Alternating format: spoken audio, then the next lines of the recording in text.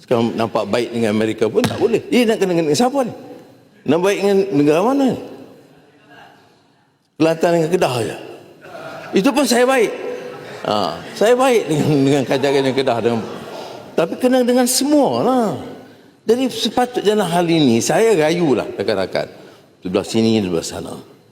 Ini soal negara. Tak betul.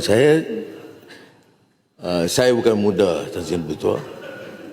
Saya kerja sedaya upaya saya untuk dapat perhatian negara-negara penting untuk faedah dan masa depan negara kita. Macam sebut, kita rasa. Kalau tidak, kita nak marah pasal apa? Kalau rasa, kajilah dulu. Ni nak bebal pasal apa? Ya. Baca, saya bagi contoh ini.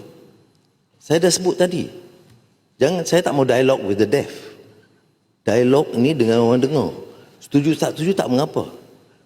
Saya kata China teliti line by line. Apakah keputusan semiconductor rare earth itu preclude segitulah membatalkan kemungkinan kerjasama dengan dia? Tidak. Ada situ exit clause, security considerations, the law of the land. Dan bagi kita bagi priority kepada Amerika Syarikat. Hari Isnin kita bagi priority kepada China.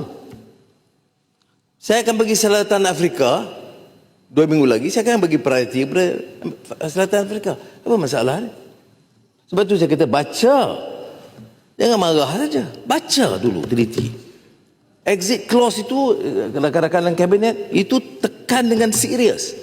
Ya, baik. Sebab berapa jumlah, macam disebut tentang lebihan dagang. Terima kasihlah.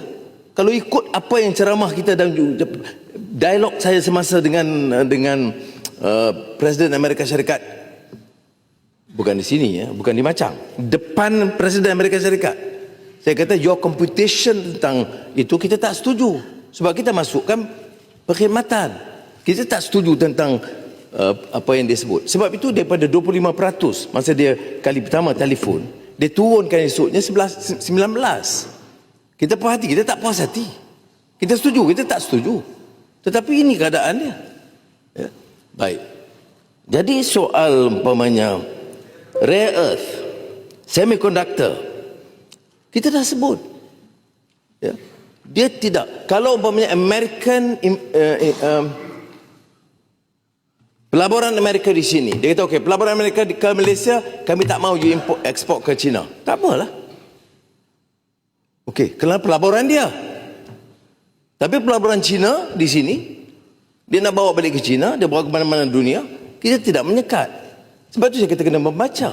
Kalau pelaburan China masuk sini, dia kata kami bagi syarat jangan labur, jangan. Itu bukan penjajahan. Dia labur. Kalau kita tak mahu, kita jangan labur. Tak payah melabur di sini. Tapi dia melabur terutama dalam dia kata rare earth ni kita dah batalkan ekspor raw. Dia boleh buat. Tapi bagaimana nak kita tafsir? Tak boleh. Negara China boleh. Australia boleh.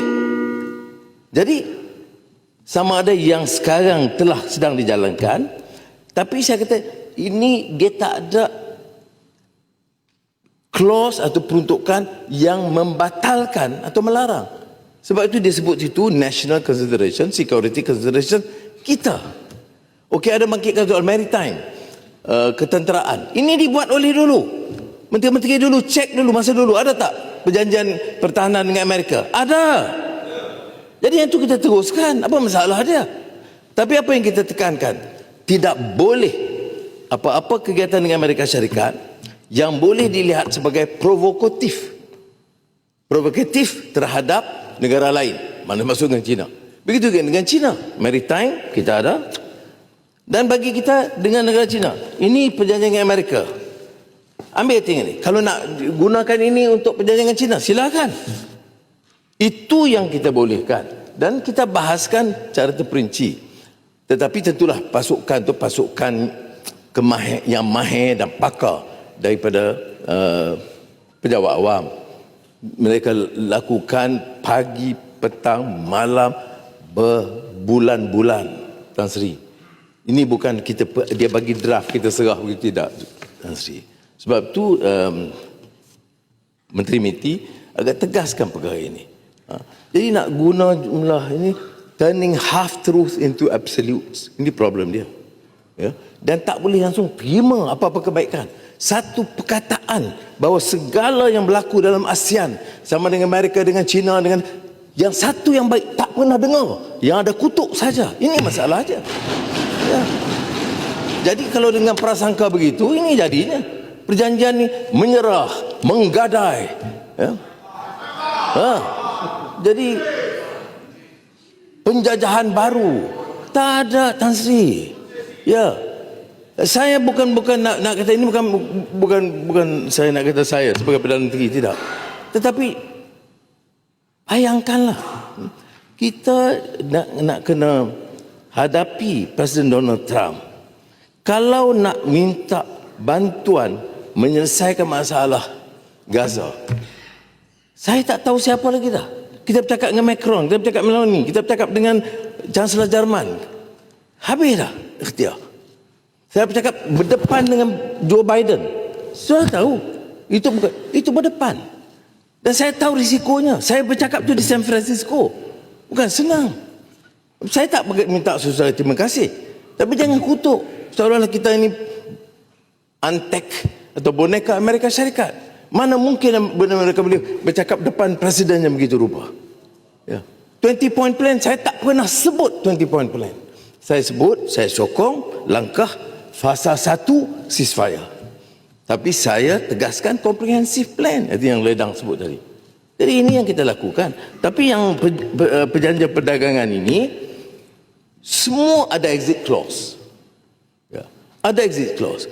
Mengapa kita sign juga? Kerana kita perlu pelaburan daripada Amerika Syarikat. Itu saya tidak mau apologetic. Mengapa kita sign juga? Kerana kita perlu pelaburan dan perdagangan tinggi dengan Amerika Syarikat. Ya.